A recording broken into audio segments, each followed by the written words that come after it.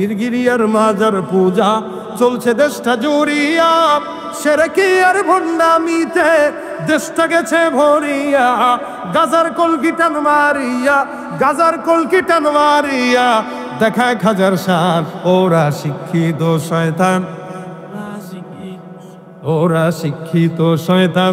জোরে দুর্নীতির ওই আখড়ায় বসে জাহির করে জ্ঞান, কলম দিয়ে কামায় টাকা ধরে সাধুর ভান।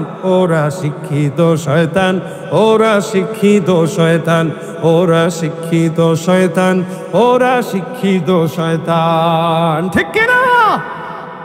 আহলে হক পীর আমাদের দেশে আছে না নাই? অভাব আছে, অসংখ্য আছে। যাকে ভালো লাগে তার কাছে যান, কিন্তু যেই বাবার কাছে গেলে জুতা খুলে যাওয়া লাগে, ওই বাবার থেকে 1000 হাত দূরে থাকেন। ট্রাকের পিছনে লেখা থাকে না 100 হাত দূরে থাকুন, আপনি 100 হাত দূরে থাকুন। ট্রাকের পিছনে লেখা থাকে কেন?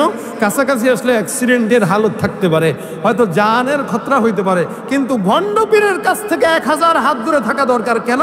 ওর কাছে গেলে তার দুনিয়া ঠিক বরবাদ হবে, আখিরাতও বরবাদ হয়ে যাবে। আল্লাহ পাক রব্বুল আলামিন এই কারণে বান্দাকে নামাজ প্রতিষ্ঠার কথা বললেন। আম্মা জান আয়েশা বলেন, আমার পয়গম্বর সিজদা দিতেন।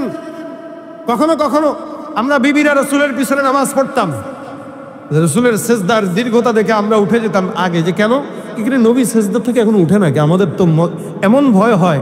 রাসূলের কাছে বলতেন তারা, যে রাসূলুল্লাহ আপনি এত দীর্ঘ সিজদা দিচ্ছেন, আমার ভয় হচ্ছিল যে আমার নাক দিয়ে মাথার রক্ত চলে আসে কিনা, এই কারণে মাথা উঠাই ফেলছে।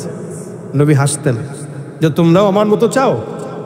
আমি তো বিশেষত্ব লোক, তোমরা আমার মতো তো পারবা না।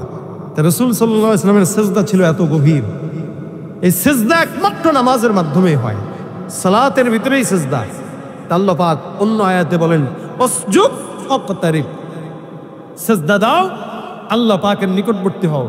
যেই বান্দা যত বেশি আল্লাহকে সিজদা দিবে, ওই বান্দা তত বেশি আল্লাহ পাকের নিকটবর্তী হবে। সুবহানাল্লাহ। একমাত্র আমল সিজদা, যে সিজদার মাধ্যমে বান্দা আল্লাহ পাকের নিকটবর্তী হয়, একমাত্র আমল। এর বাইরে অন্য কোনো আমল নাই যে আমলের মাধ্যমে বান্দা আল্লাহর নিকটবর্তী হয়।